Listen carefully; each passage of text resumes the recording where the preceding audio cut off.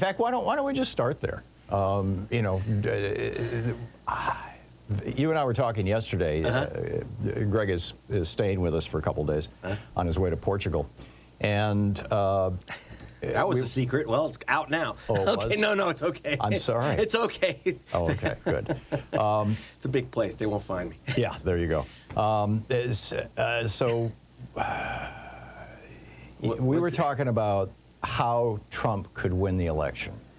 Yeah, I mean, this is not fun stuff. I know. In 2016, I made a film called "The Best Democracy Money Can Buy." It was how Trump was going to steal the election. I know we're not allowed to use that term.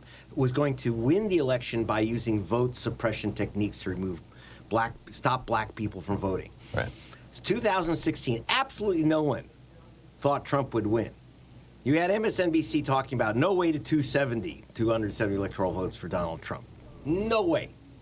But in fact, there was a way. If you stop people of color from voting, and that they did on a mass basis. They used a system at that time called cross-check, where they said, if you vote in 2 states, well, guess who they say votes in 2 states? People named Jose Lopez, David Fernandez, etc. So you kind of get it. Jesse Jackson, Joe Johnson. Those are people. Oh, Joe Johnson voted in Michigan. Now he's trying to vote in Georgia. They stopped him. Joe Washington. So it was about 1.1 million votes. I'm not kidding. We actually counted them up. About 1.1 million voters, almost exclusively voters of color, were blocked from voting or having their votes counted. In how many states? And that was in 30 states. Mm-hmm. Republican states. This was created states. by, if you remember, a guy named Chris Kobach. He was Donald Trump's hitman. He was the vote fraud hunter for Donald Trump, and he was put in charge of a commission to hunt down vote fraud after Trump was elected, etc. The ACLU, working with us, with the Palast investigative team, got that system overturned. Mm-hmm. But that was after the inauguration. So in 2016, I said, he's going to win this. This is how he gets to 270. Now, in 2024, we're facing the same thing. And that's why Trump is meeting with Mike Johnson. They're talking about using systems that were I've concentrated on the state of Georgia. I did a film called Vigilante back in 2022, actually, which said, look, they're using these systems, they're trying them out in Georgia to block black voters, especially voters of color, from voting. And in that case, they used first a mass purge by a Secretary of State. These are the people, if you don't know who your Secretary of State are, you better, because they're the people that determine the voter rolls. So a guy named Brian Kemp was Secretary of State. He eliminated 340,144 voters, saying they didn't live in the state. Every one of them lived in the state, was a legal voter. I know because I got your guys down the street here from Microsoft and Amazon to go through their experts on where you live. They don't deliver the wrong panties to the wrong address. They said these are legal voters where they are registered to vote, but they're overwhelmingly voters of color, including Martin Luther King's 92-year-old cousin. I was at the polling station when her granddaughter was in tears that she'd been thrown out. It was a storm. She was literally thrown out in the rain with her walker. Martin Luther King's 92-year-old cousin was denied the right to vote among 1/3 That elected Brian Kemp, but it also allowed for Trump to take the state in 2016 because Georgia is actually a blue state if you let people vote. But the tricks that they tried there, now they've got a new system. This film Vigilante we made. We're not the state, because I went to federal court with Black Voters Matter Fund in our film, and we got, these systems overturned once again. But it's like whack-a-mole. They come up with something new. The new one is Vigilante challenges. This is what they're going to be talking about at Mar-a-Lago today, that this group, True the Vote, is the principal group.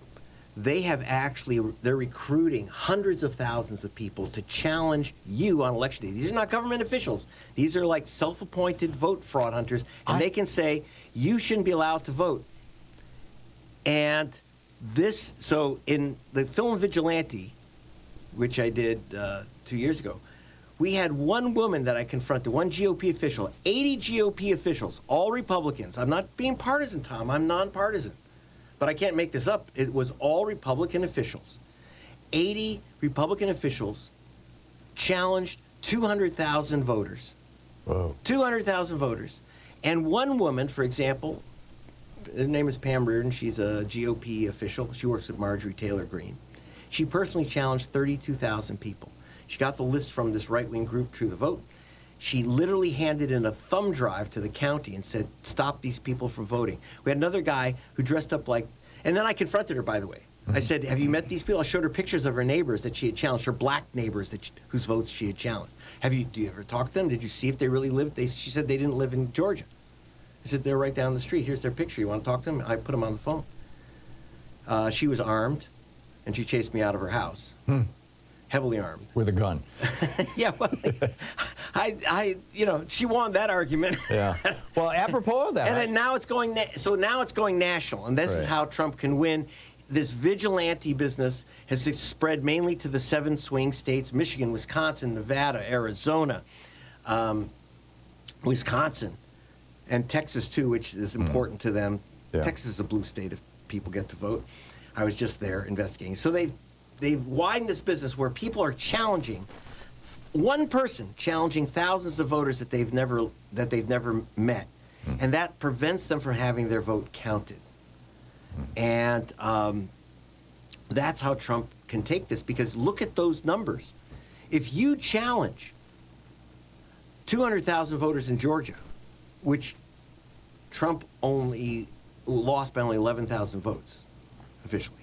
If you challenge 100,000 voters in Arizona, which Trump only lost by 14,000 votes. If you challenge, 150,000 voters in Wisconsin, these are real numbers, 135,000 voters in Wisconsin. Trump only lost that by 10,000. So basically, this new vigilante challenge business is the center of their new action, because they haven't been able to stop that yet. Now, I had somebody called into the show, I believe it was last week, might have been earlier this week, and said that they had been in Washington, D.C. at one of the big hotels, and there was this convention of thousands and thousands of guys who looked like bikers or militia guys. They were wearing camo, they were covered with tattoos, they had long hair or shaved heads. And all the paraphernalia of the militia stuff. Yeah. And they were doing some kind of training. Yes. So what is this training? Are they going to show up actually, at one the of our polls? guys got inside and took the training too. Zach Roberts, who are one of our undercover guys who specializes in going inside right-wing groups. And what they're doing is that they are training people to challenge. They say, well, they won't challenge Thom Hartmann, but they'll challenge Joe Johnson, who has dark skin, and say, that guy doesn't live here. Right. Plus, it gets intimidating. Those guys are violent. In fact, some of them, when I was in Arizona, I was just in Arizona covering a Kerry Lake event, the Republican candidate for Senate. And the Hispanic groups are saying that they have now 50 groups of flying elections protectors, because you have these guys with guns standing next to the drop boxes, asking people for their citizenship papers, especially in Arizona. Because someone's Hispanic, are you? Open carry is legal. So they literally stand next to these drop boxes. So people walk away; they're scared. Would you, whether you're, and by the way, it's very important for people to know. They keep saying that not only do people not live where they live, but you have a lot of foreigners voting. This is another thing. That's going to be the essence of the press conference at Mar-a-Lago this morning, is they're going to introduce legislation to make it illegal for foreigners to vote, which has been illegal forever.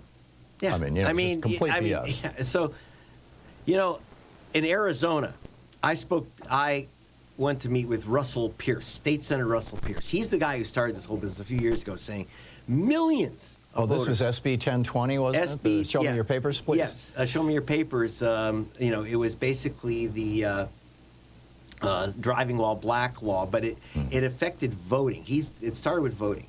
He said 5 million Mexicans had crossed the border to vote for Democrats. 5 million. So I went to him and I said, okay, forget the 5 million. Give me 5 names. Let's go arrest them. Let's find these people. I can go, I'm an investigator. I can go, let's get them. You said that there are 5 million. Just give me 5 names. He couldn't give me 5 names. Right. Do you know that Arizona has never, ever, despite being on the border, has not arrested any foreigner for trying to vote in U.S. elections? By the way, if you're sneaking across the border, the last thing you want to do is hand in your name and address to vote. Right. Right, where you might get arrested. Yeah. I think you'd be in serious trouble. So what's happened is they literally don't have a single case. They say millions, but they don't have. It's actually quite easy to find such people. They don't exist. Yeah, they don't exist. They never existed, but Republicans have been using this since the 80s. Well, since the 60s. This was Operation Eagle Eye with William Rehnquist in Arizona. Yes. You know, there's a big bear of a guy, 270 pounds, standing outside these voting places saying, or maybe 230, saying, you know, you don't look like you live here. And people would just turn and run, you know. Of course. It's amazing.